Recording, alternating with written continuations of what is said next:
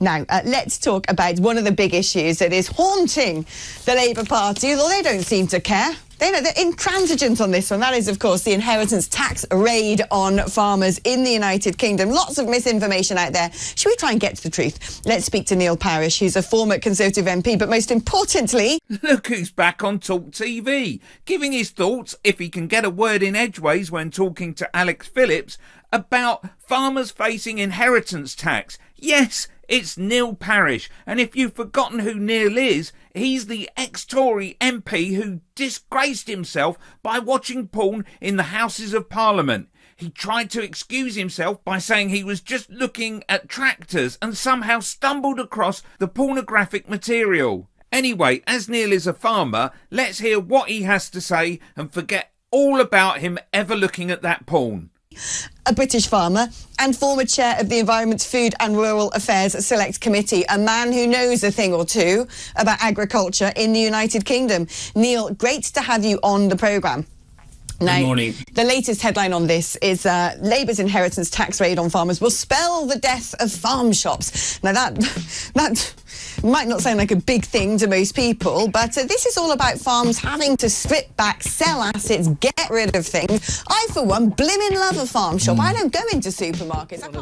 On at least one occasion, you were blatantly viewing pornography on your mobile phone in the chamber of the House of Commons. I can't remember the last time I went to a supermarket other than to buy some dishwasher tablets. I am a big user of proper farm shops and only ever buy British. And yet again, it's Yeah, I have that.